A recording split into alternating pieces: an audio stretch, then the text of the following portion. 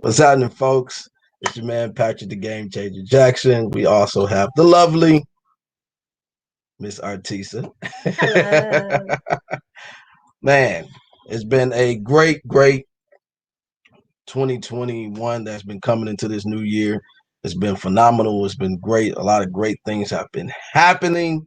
Um, Definitely on a great move, on a tremendous, impactful journey that we'll be able to move on. And so it's definitely exciting to see all the great things that are happening, not only locally, but throughout the country and throughout the world. And so, of course, this being Black History Month, an important time, season of our life, our heritage, and our culture. I just wanted to talk a little bit about, what Black history means and the importance of it and some of those things. We're also going to talk about some great interviews that we'll have coming up as well. And so we wanted just to dive in on. And if you guys have comments during this time, while we're discussing, we'd love for you guys to kind of chime in and take part in this conversation as well. Because Black history has not always been a um, important part, I guess, of American history, right? Mm.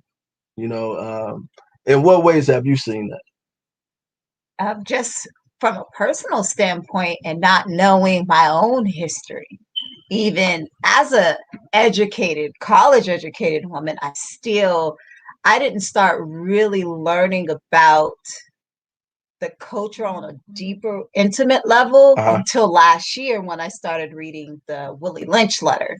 And so it made Mm, me want to dive in more. We know the typical MLK, Martin Luther King, Rosa Rosa Parks, Parks, Harriet Tubman. very true. Although they were pioneers, that is Hmm. as far as I expand it. Right, right. But that's typical, right? Of what we, it wasn't probably until you met me, but it's all right. Oh It's Lord. Oh Lord, here we go. He gotta take the credit. Let him take the credit, y'all. Yes, until I met you, I got my man. life Hey, mama. together. We see you. Um, but it is an important thing. But I agree, and I think most people have that. And if you guys, let us know. Have you guys experienced kind of that same thing as well? To where when it came to Black history, at what stage did you start to learn or start to learn a deeper understanding of more of our pioneers, learning more of self? At what stage or what age was it when you were in high school, where you were in college, where in your late 20s, 30s, 40s, 50s, could even be in your 60s, you know what I mean, that you Mhm. actually started to learn more of our actual history and a lot of the pioneers that have really paved the way for us, because it's kind of a taboo in the education system. Like they Oof, really don't talk about it. they don't. Like you, learning last year, I didn't learn until college. I was in my mid 20s. Until was really trying to dive in and learn about our history, and so which is something that should be taught early on, right? Hmm. Why do you think that? I mean, think about it. We are such resilient people. If we knew our history, we will be so much more of a force to be reckoned with. We're already that. I mean, we will be pretty much unstoppable. I think what I liked about Agape Land Christian Academy, I sent my daughter there. They actually taught Black history. Some of the Very, very things, good folks over there. yes, yes, some of the things that my daughter had to learning about what Thanksgiving, how Thanksgiving started. Woo. I was hurt. I Oh was like, yeah. oh, just Lord, I'm sorry, I don't celebrate Thanksgiving no more. That's not what I meant. But they made it a point to teach. Hmm. So I was learning through my daughter. See, because they had an educational system Yeah. that poured that into them at Yep. that time. Yep. And that's, those that don't know, Agape Land is a African American ran school. So with them being predominantly Black ran, of course, they had it in their hearts to Yeah. be able to teach that type of of self-love and understanding the history and being able to instill that in the children. And Mm-hmm. then, I mean, you can see, I mean, the Oh, impact that that has immediately. you can. Oh, from the time Caitlin was in at Agape Land and switched to public school, Mm-hmm. which was still a pretty good school, Mm-hmm. you immediately Saw saw the the difference. difference, the uncomfortableness. I think within the first year she was there, um, a boy was like, "You disgust me," and that she's never encountered being in such a predominantly white school because she grew up in a predominantly black school. And then Mm. when they were learning history, she had a really hard time. Wow. The Yeah. the difference that how it's just amazing, and it's crazy that we have to continue to have these type of conversations even in the public field of teaching more black history in our community, right? It takes more and more effort for us as a community to really learn more of self because Yeah. it's not something that's readily available to us. Thank God for the internet, Oh, right? I right. Right. thank God Right. for the internet because places like Agape isn't accessible all across the country or Nope. to everyone, and definitely wish that they could be Mm-hmm. accessible and have the way that their system and stuff is set up to where kids can actually come in, learn, have a quality education, number one, Yeah. but then it's enhanced on top of that with learning of self and empowering the kid, not just Yeah. educationally but culturally. Yes, yes. Effie Moore says, I was born in the South. That was one of the main subjects was Black history. And as we know, the back east Yeah. they are culturally saturated. I mean, you locks is normal out there. Mm-hmm. Whereas here on the West Coast, we It kind of, just started, it yeah, I started just becoming more started. and more. It Uh-huh. started becoming more and more acceptable. As far as the culture wanting to embrace itself Mm-hmm. and not trying to conform to not love themselves. Yeah. And so we just see so much of the changes. It's beautiful because one of the things that I think I that kind of changed my mind on. I guess we would call them ghetto names, right? You know what I mean? We would I used have, to think I had yeah, one. well, it kind of is, but That's why my daughter's name is Kate Lynn right. So right, and so that's why I and think we kind of Rebecca. right, Rebecca. So you kind of went for, and I have a different take on it now. Yes. Yep. I have a huge awakening Yeah. to people wanting to be different. You Mm-hmm. know what I mean? You don't. Oh man, I have to have a name that's gonna be able to pass the application, right? So Mm-hmm. that's what we were thinking, Yeah. and which is still holds true. Yeah. It still holds true, but how breaking the mold, we can't break the mold doing that. Mm-hmm. And so the struggles of people, you hear a name like John Quita or La dash, right, with like an actual dash, dash. right. So you'll hear things like that, right? So it but it really boils down to us wanting to be different. Mm-hmm. We want to identify Mm-hmm. ourselves as a black or as a culture. Yeah. And so although we call it quote unquote ghetto, Mm-hmm.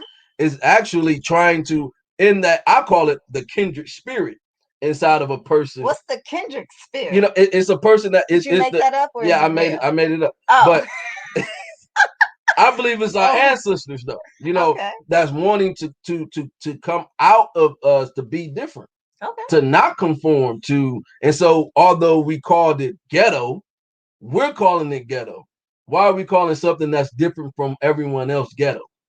Yeah. Because all of our name was typically African, right? It Yeah. was That is African true. type name that was different. Yeah. And so, us trying to break the mold, trying to cultivate this type of feel, really pushed us kind of in a different direction. And people have been trying to do that for a very long time. I mean, we look at our hip hop culture, right? That's what's one of the biggest things. We was trying to sag. We was trying to, we were trying to do something always different. Always. It was always trying to do something different so that we can break out of the mold of what status quo brought to the vision or the image that we had, right? Mm-hmm. So Bianca said, well, what Bianca said? I'm from the Bay Area. They taught us about our culture at a young age. The Black Panther Party molded, influenced a lot of our elders. Yes. Very true. Very Yes. true. But, Very true. well, this is the thing. If our parents had the education of learning about Black history and they saw that it wasn't being taught in our public education system, what do you think kind of caused them not to teach it to us themselves? That's a good question. Man. Mama, I need you to answer the question. I think that's a very good question. I think partly some of them didn't know it themselves, Okay. or wasn't taught themselves, or didn't think it was that important that the schools teaches, right? So the schools is supposed to teach you about whatever you need to know about life, and so it wasn't an important piece. Most of them they were struggling trying to put food and stuff on the Yep, table, survival mode. all in survival mode, right? Yeah. And so Yeah. that was trying to keep you out of trouble, keep you out of jail, make sure you don't get on drugs, make sure you get good grades in school. That was kind of the main stick that was kind of pushed. It wasn't a huge piece, but even like Bianca has said, like they in certain areas you have certain pockets, Yes. like that The Bay especially Area. the Black Panther Party, where they were able to touch the mind and mold the mind. People that was offsprings from that movement Yes. was able to instill. But that was one of the major reasons why they broke up The organizations Black, like that, was yeah. because they were empowering people from the inside. Mm-hmm. From the inside, meaning their mind.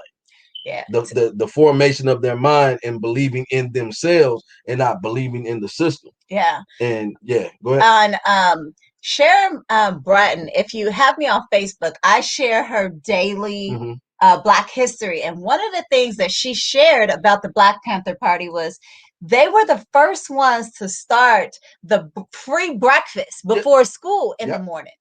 They started that, and it was growing and becoming so popular so fast, and so much support was being poured into it that the government. Yeah, the government. Oh, okay. Yeah, come on. Okay, the government. And it's all in our history. It's there. It's there for us to access it. It's so learning about these things, you hear you some people might say, oh, it's a conspiracy, but no, it's documented. It is in government documents. That's what baffles me. It's in government documents. But even to that avail of what you're saying, that program was deemed the most dangerous program that they had. Feeding kids was dangerous, y'all. Because they understood that giving the nutritional meal in the morning, right, was the first thing that's going to nourish their minds to be able to become better kids. Then from that you ain't able to put the kids on Ritalin and all that type of stuff. Right, they have the energy. They got the energy to be able to do that. Can't overdiagnose them. They're not fidgety. They can concentrate. They got the nutrition that they need. I can see why. Even on top of that, though, one of the things that the program that we have now, the WIC program, is from the Black Panther Party. Oh, see, I didn't know that. The WIC program, they do not credit those great brothers and sisters for the WIC program that people all across, that is benefiting from that program, was birthed from the Black Panther Party. And so those programs was extremely impactful for our generations and generations to come, right? So it's a lot of people that are still benefiting, especially our babies, that have been nutrition, have malnutrition issues and stuff like that. The WIC program helps, bridge that feeding gap that most parents, because that formula, man, listen, that formula is not cheap, okay? That formula, oh my God, that formula ain't cheap. Let me tell you, man, that formula ain't cheap. Now, what would you say? What would you say? Teaching and living Black history her story, their story. It's beautiful to learn about their contributions, past legacy, and future visions. And it's up to us to continue the future visions. Right. However, in order for us to do that, we have to know where we come from. Our that legacy that they've allowed, that they've laid down for us.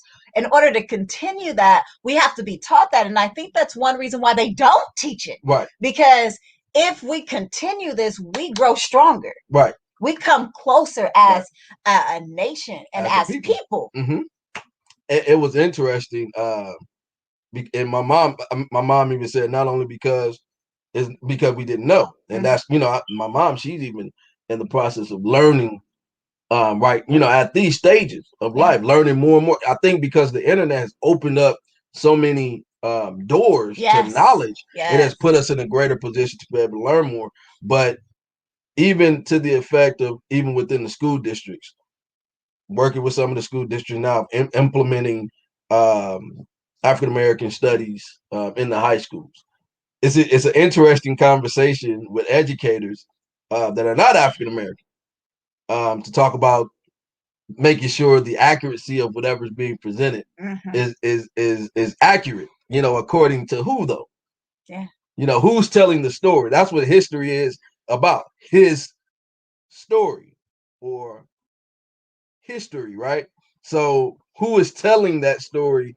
Who's telling that narrative is going to be the impactful piece. Because if you allow someone else to tell your story that doesn't look like you, they can switch that story around real quick and try to make it into, and that's where the whole issue has been, is that we didn't come from slaves, right? We didn't come from slavery. And that's the majority of, we was these people that had to come up through this struggle. Nah, we was kings and queens. We ran empires. We educated folks all across the world, the Moors. So, it's the information, as you begin to empower our people, you start to realize you're not coming from a bottom state. You're not. Some people took your kingsmanship, your queenship, and put you in a bottom state. And now you feel more empowered because you're not looking at yourself like a slave coming up, but you were a king that was captured and you needed to escape. Yep. Oh, I like that. Come on.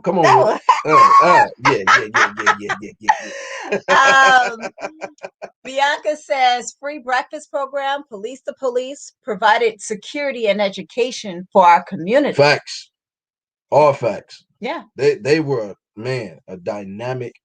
They had to get rid of them. I mean, they had to. They were becoming way too powerful, way too. If they would have allowed them brothers and them sisters to continue, we would be looking at a whole different America today. Whole different dynamic. Because they were taking the America. They changed so many laws according to these brothers because they were educated. A lot of people think that they were some street guys. Yep. These were very educated brothers, college degrees. They were college students. And so you couldn't talk to them any type of way, and you couldn't talk them in circles because they had an educational background. They just were militant in loving themselves and loving their people without apology and without regard of asking for permission to be Black and love themselves. Right. There was times I felt like I was asking for permission to be Black. We all do. Because even they realized that. Like even the brothers that was as strong, they realized that it was a fight to conquer the mind. That because we've been inbred with something. We've been fed this from a childbirth. Yeah. We've been bred this. We were fed that we shouldn't like our skin, that we shouldn't like our figures, we shouldn't like our lips, our noses, all of that. You know what I mean? Like all those things. And we is popping. Everybody want to be like us. Everybody want to be like us, but they don't want to be the color of us. Right. Woo. Right. You know what? You did a cultural competency speaking engagement, and there was an Arabic lady. Uh-huh. And when 9/11 happened, she said something so freaking powerful. She said, we got to experience what Black people experience on a daily basis. Mhm. Just because of the whole 9/11 thing happening. Like, of course they get discriminated against, but not to the level Right. that we get Right. discriminated. And for her to be able to point that out and see that was so powerful. Right. That was so freaking Right. powerful. Right. It was, and it showed the different dynamics of most people don't want to be Black. They see the issue, they see the problem, but then they don't want to deal with the issue that we have to deal with on a daily basis. And that's one of the things of what people realizing what we do go through, and people recognize it, but they don't really want to step in to help to do anything about it. Yeah. Nothing real constructive, right? It's been a whole different dynamics in how we operate. What Bobby say? Oh, Bobby, yes. Bobby says, and it will take away the need of the government. Self-sufficient, not allowed. Black Wall Street speaks it all. That's true. Self-sufficient, did not need government programs, nothing. Right. Right. Imagine us not needing them. Imagine how much money they would lose. What is the prison system filled with? Us. That's free labor. Absolutely. So it's almost like it is another form of slavery. Yeah, definitely a whole nother form. It's another form for folks to be able to tie in us into a system to where they can take advantage of who we are as a people, right? Mm-hmm. And continue to manipulate our minds. Yeah. And once you start to realize your self-worth, and I try to, and that's where the us educating each other and loving on each other is so important. Once you start to learn more of yourself,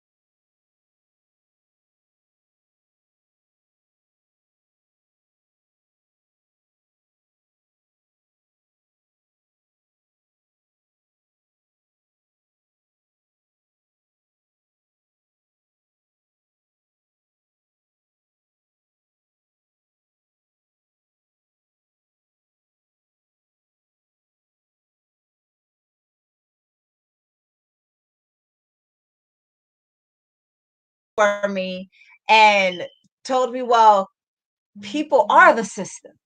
It's the people who keeps the system going. Right. So if the people stop doing it, we will no longer have the system Right. that holds us back, that oppresses us, or just people in general. So I thought that once you broke it down, I understood it. Uh-huh.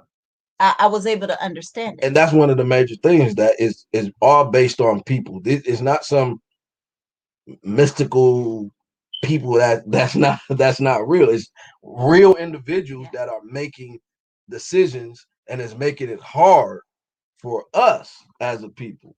There is an oppression of, and there's a few folks in a room, right? That's making Dave Chappelle, give that example. Dave Chappelle. All of you that have been following the Dave Chappelle, journey and his story, right? His story has been, across, I mean, the world. Everybody been following Dave Chappelle, what he's doing, where he's going, where he's the experience and stuff that he's been going through. And of course, he had an issue. We all know the Dave Chappelle show that he had, and then wonder what he walked away from. He went to Africa, right? And they were trying to offer him some money. He thought it wasn't enough money for the work that he was putting in, and so he had quit the show, et cetera, et cetera. And so we come up to today. He, started to do the thing with Netflix. They gave him some big time contracts, and then the day they were trying to air the Dave Chappelle show on the network of Netflix. And so Netflix was like, two. Two units. No, juices. Oh, juices. What are you? 50. Yeah, two. Okay. So one of the main things is that it's very important that his storyline of what happened with him was that they took his rights, right, to his show. They had full control of it. They started airing it on Netflix. He came with a comedy special on Netflix, asked the people to boycott it. Because he said he tried to negotiate, hey man, how y'all just gonna play my stuff and y'all ain't gonna pay me. They said, the heck with you, F you, Dave. We don't need you. We got the rights. We gonna roll it. They wouldn't roll it with Netflix. He went to the people, was like, hey man, y'all, I need y'all to not watch the Dave Chappelle show. Boycott me.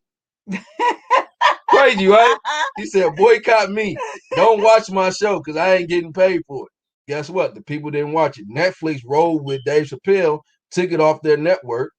They sided with Dave, was like, hey man, we want a long relationship with you, Dave. We ain't gotta play these folks stuff, we ain't with them. We with you. Okay, we with you. We can sit them down, we with you.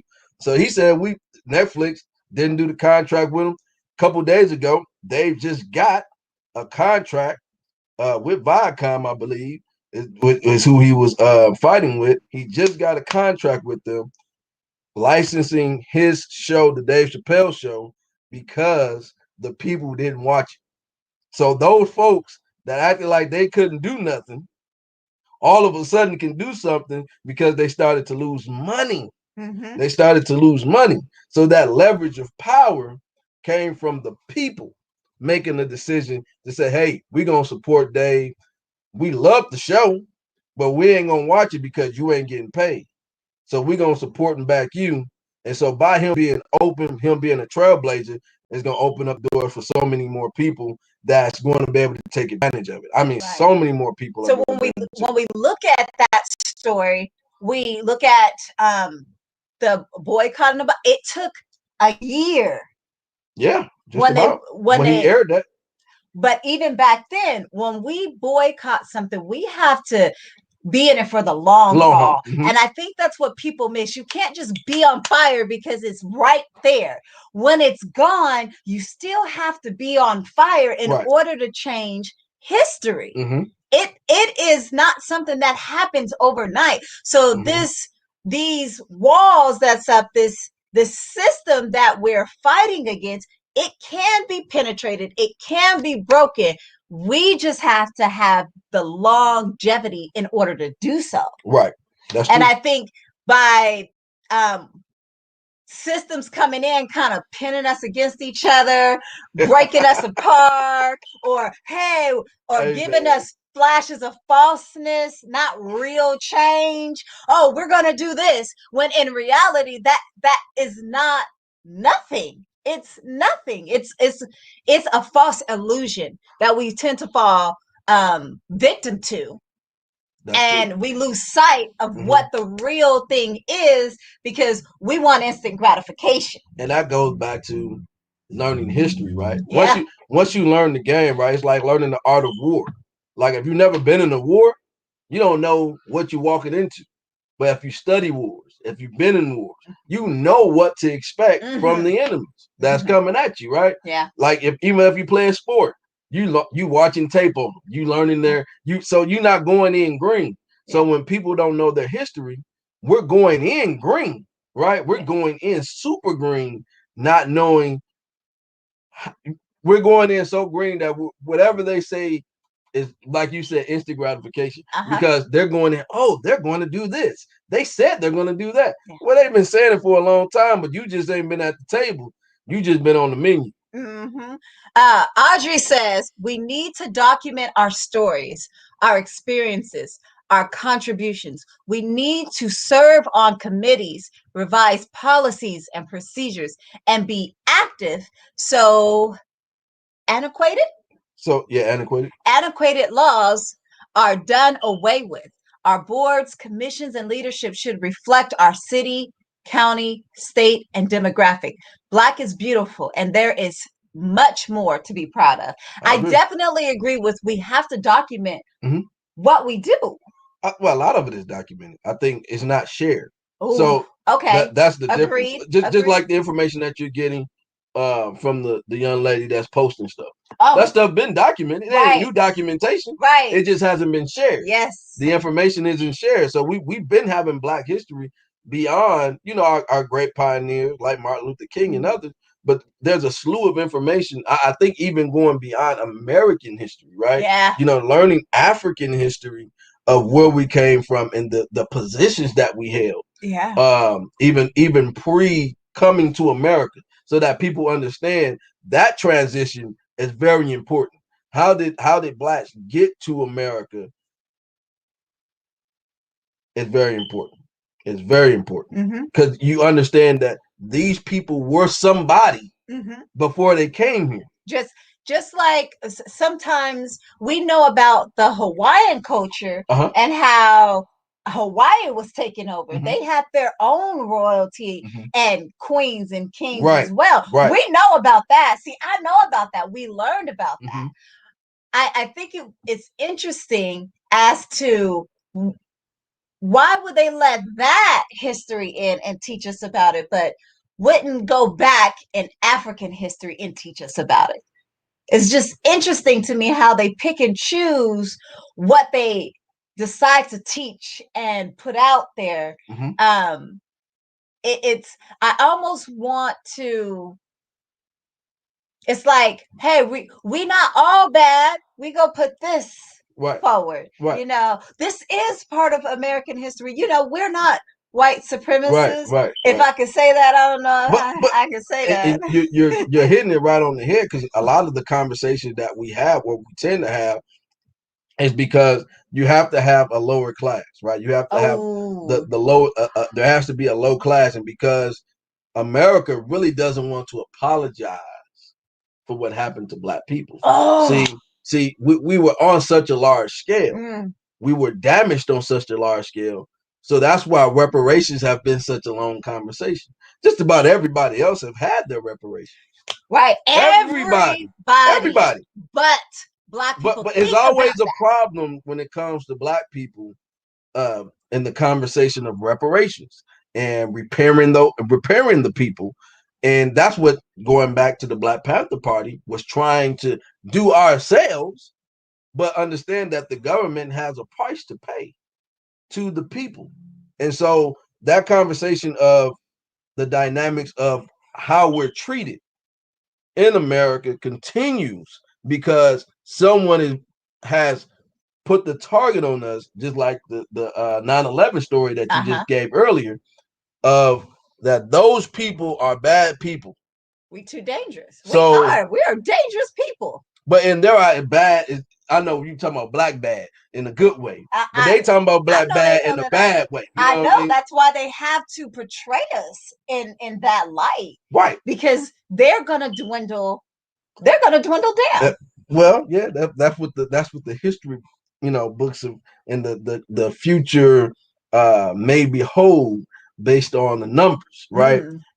But a major piece of Black history that we have to make sure that all of us are learning before we got to America, because if we're, and that's what I've been pushing with the high schools, especially, that we're going beyond, America, because you have to look at the origin of where you brought the people. That's such an important piece to be able to really root up a people, to show them that you didn't come from nothing.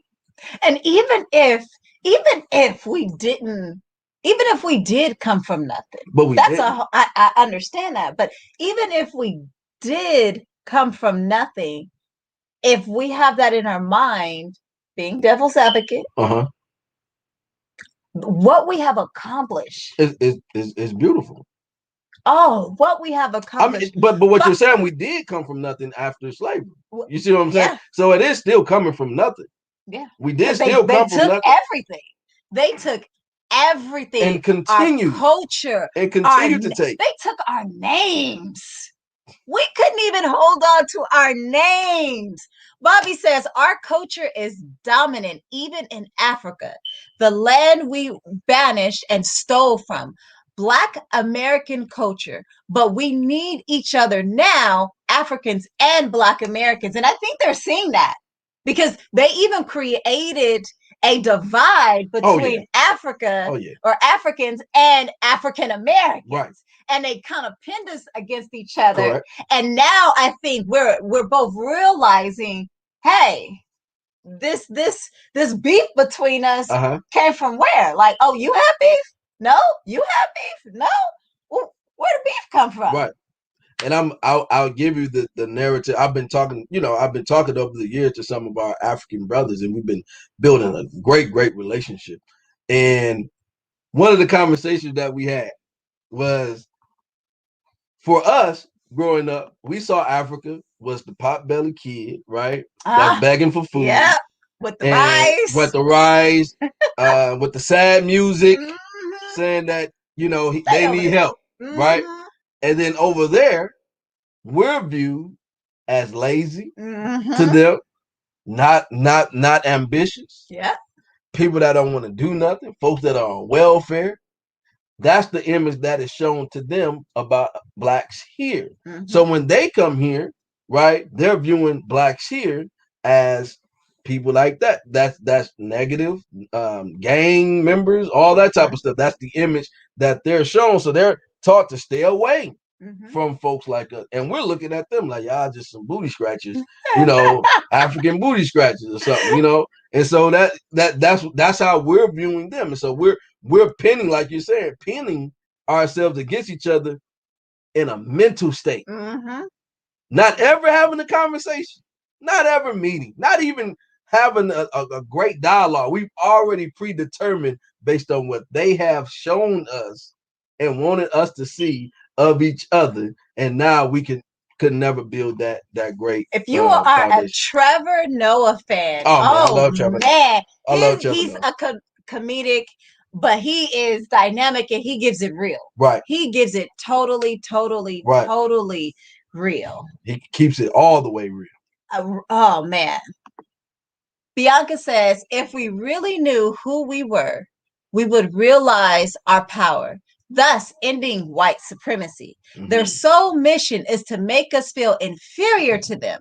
Why tell us we come from kings and queens? Right. Why tell us? Right. Because then if we know we came from kings and queens, they hit it on the head. Like we dominate. We already dominating. With the self-hate, we're still out there pushing through, pioneering the way. Right. Even with the lack of knowledge, we still on top. I mean, there's as great as we are.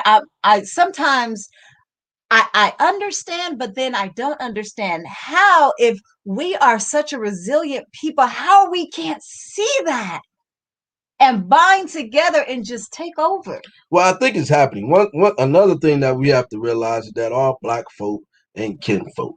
That's another thing that because we do got some Uncle Toms out there. Yeah, that comes with the territory. So if you're looking at trying to make a power move, right? So you have to make sure that you have the right tools and people in place to make sure that their mind is going in the right place. So if your intentions and your mind is in the wrong place, the history that we need to learn of ourselves and that we need to pass down to our children, it will never get there because we're continuing to try to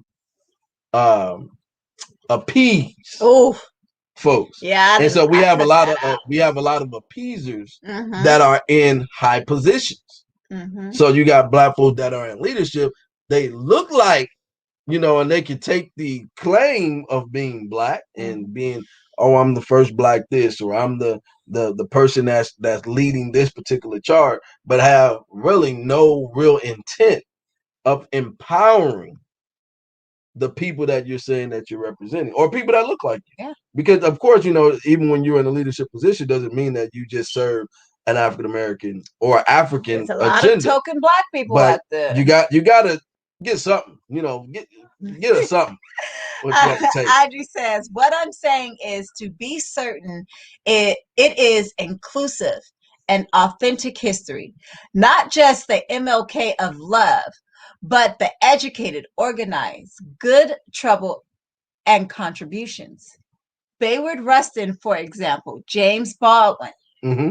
I love James Baldwin. James Baldwin was a beast. Hey, is it sad that I don't know who Bayward Rustin is? It's okay. We're gonna look him up. Okay. But one of the things Audrey, you gotta teach me. You gotta teach me. I said I was learning. But it's important that the transition of history be taught to the core of us, so that we're empowered. We're empowered. You should have some type of Black history being taught. The kids learning something of themselves, learning something that will empower them to do better and to want to be better. Because we can only do better by the knowledge that we intake. Yeah. So if we don't have that knowledge coming into it, how can we put it out to somebody else if we don't have it in us? So I think with the internet and social media being so powerful nowadays, we really don't, especially as a people, we really don't have too many excuses, because I've been seeing some phenomenal Black History TikToks. Man, of kids and even college kids been putting together. Yes. It's been phenomenal. Yes. I mean, there is so many, and it's in a cool way. You know what I mean? Like, and it's super dope. Like they're able to bring the graphics and make it fun and make it colorful and stuff like that. And so it's not a boring book that you're reading, right? You're still learning history. It's funny, it's comical, and you got creators putting things together that can, because we're creative and dope, aren't we? It's just can I cuss? We the shit. Oh, I asked if I could cuss. Yeah, you just gonna cuss after you just said. I was gonna say no, but you can just win. You know what? I think I thought you was gonna say no, and I have to hurry up. Yeah, go ahead and get it on out. See, yeah. Bianca says they want our history to start at slavery. Yes, they do. Oh, that's super facts. That's super facts. Yes, they do. But guess what? Yeah, we curving that narrative, and more and more parents and folk that are getting the information, just continue to share small tidbits. You know what I mean? Those small nuggets go a super long way on the way that, oh man, this person did that, or hey man, this person invented that, or this person was able to accomplish this, and then they see themselves being able to do that because it's people that look like them that's done that. And one of the main things that I've seen as well is trying to tie in the struggle. It's like, because Black folks has had it the worst, right? The sympathy of the struggle, of the issues that we've dealt with, and we haven't had restoration from it. Everyone else has benefited from it, because we go into the category of, and we're talking about history, right? We say minority. That's extremely important, that we start to make sure that Black folks get what they're supposed to get. I know we want to help everybody, but there's a time, just like everybody else got theirs. Everybody else got theirs. Ain't no shame in the game. It seems like folks be afraid to say, especially we want to talk about it during Black History, is that it's okay for Black folks to feel empowered, to empower themselves. Yep. It's okay. Just like I don't knock when another culture wants to empower themselves. Right. I support the empowerment of what you're trying to do for your people. I don't need to be, Black folks ain't got to be included in what you're trying to empower your people. That's the thing that you're doing. I told him I wanted to have a conversation about cultures promoting their cultures. Right. And do you feel like we promote ourselves enough in our own culture? I don't think that I'm praying that we get to that point, and we're having a conversation on reparations.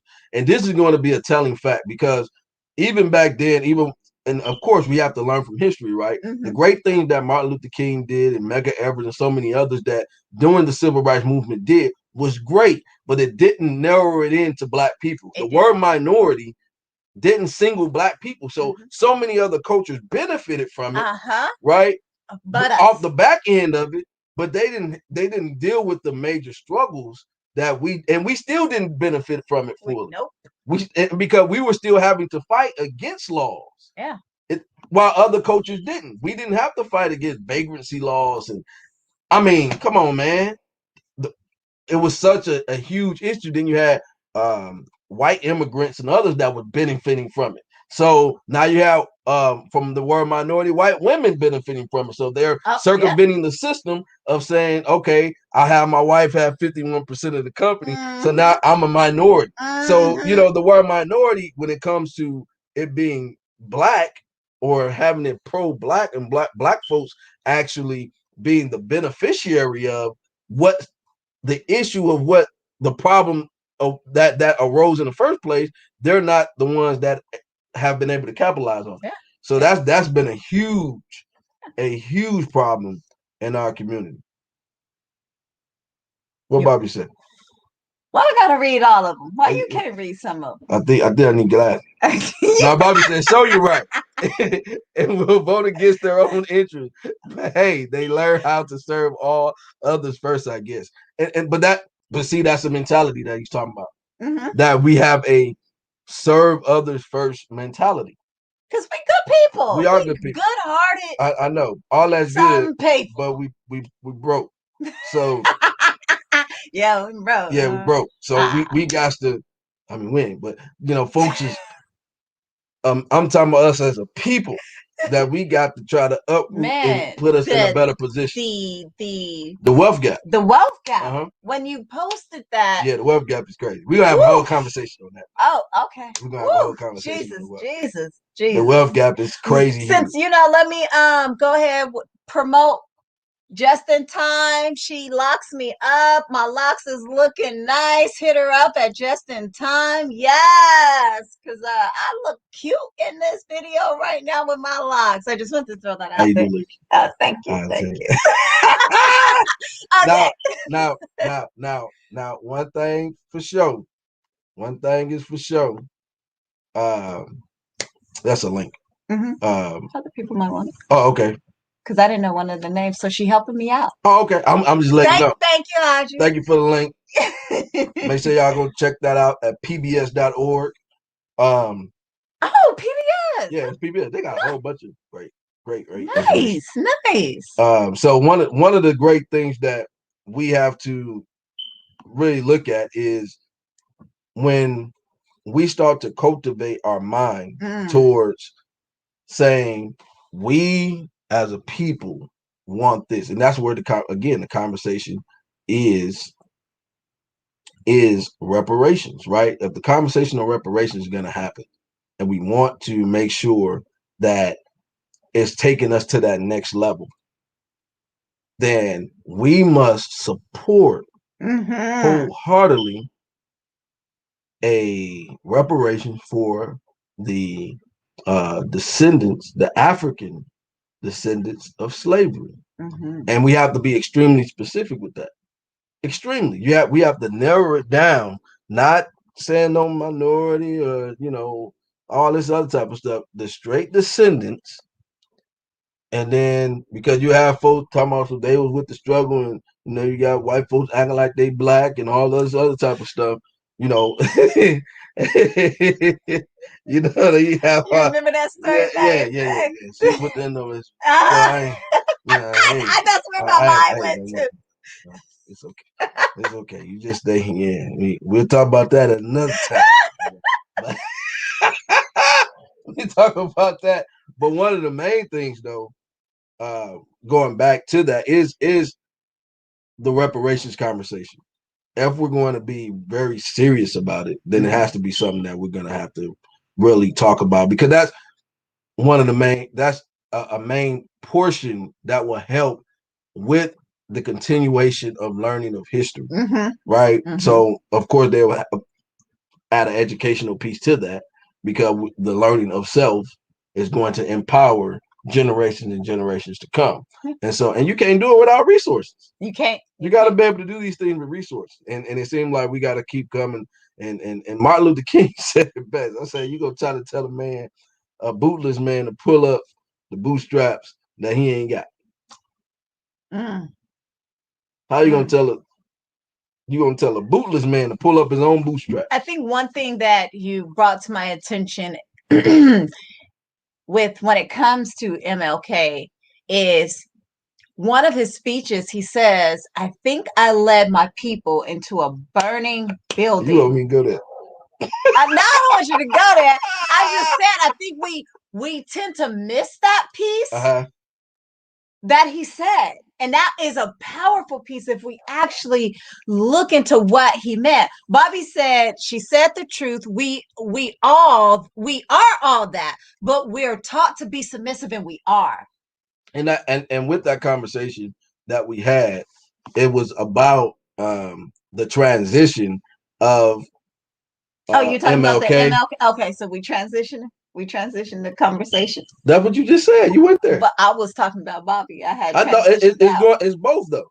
Both are the same, because MLK was in that mind frame, right? It was the nonviolent movement, but it was also hoping that they would change.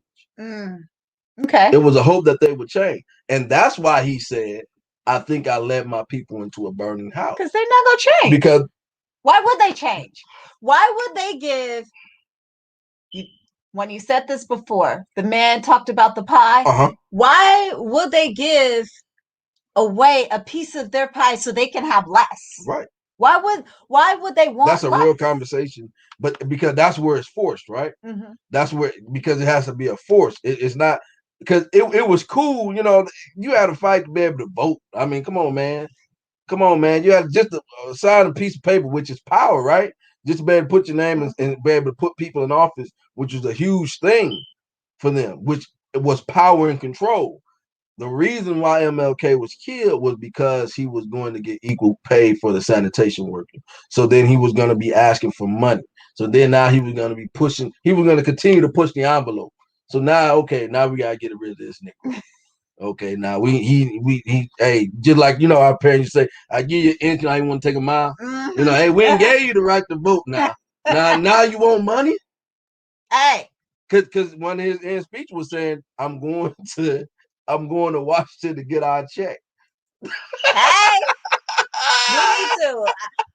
That's what he said. He said, I'm going to Washington to get our check. And when he started saying that, that's when the clamps started coming in. He saw himself not being here with us much longer. Yeah. After that, because that's where he saw that they were going to come at him tough. No matter what after that. And so he said, hey, I didn't say something that I know I can't take back, and that I don't want to take back, because it's something that we need to do as a people. I know I ain't gonna get there with you. I ain't gonna get to the promised land. Do you think that we dropped the envelope? Oh, heck yeah. Do you think that he pioneered the way? And where did we drop it? Where? And we dropped it when Jesse Jackson and Al Sharpton and all them got in position, right? Because everybody got scared after that. Imagine that. It's the same as the Willie Lynch letter we're gonna go into. You kill off the leaders. You killed off all this happened in the 60s. You killed off the Panther Party. You killed Medgar Evers with the NAACP. Now you killed Dr. King. You're killing all of the leaders. The government is killing them. So who up next? So who? Oh, now you signing up to be a martyr? Who really got the balls to do that? Not too many. Not too many. So then what they end up doing, they start placing Negroes that's in position to act like they doing something, but then they ain't. So then that's when you had a brother like Louis Farrakhan that was coming in super strong. And then they were like, oh, we gotta simmer this brother down. And then now you had all these other brother, hey man, we got to kumbaya and do all this because all of them seen that the empowerment piece is was going to really uproot it. So it was the dollar of being able to pay folks off and really, not do anything at that point. You know what I mean? That was more of the conversation that they were wanting to have. Mm-hmm. That I seen, in my opinion. I'll say in my opinion. You know what I mean? In my opinion. That's what I seen. It wasn't all of that. She said her cousin did that. Well, now you know her. Yeah, it's Bianca's sister. Yes, y'all. Yes. Bobby says reparations now. If not when. Now more need for surveys. We know, and so do they. So let's level the playing field. We will all be better, black, white, and all. I agree. I mean, the bottom, because we're kind-hearted people. Even if we get equal, I think they think that we're going to do to them what they did to us. Right. I think that's we're not evil like that. No, we're not. We're not nowhere in a position to even be able to. Only people that'll be able to do something like that is Africa, really. Yeah. Because the numbers are there. I mean, we couldn't be able to do anything like that in America. We just don't have the infrastructure, and we have too much of a government powerful system to be able to overthrow something. But to be able to empower ourselves, then now who's going to be the bottom is the issue. Oh.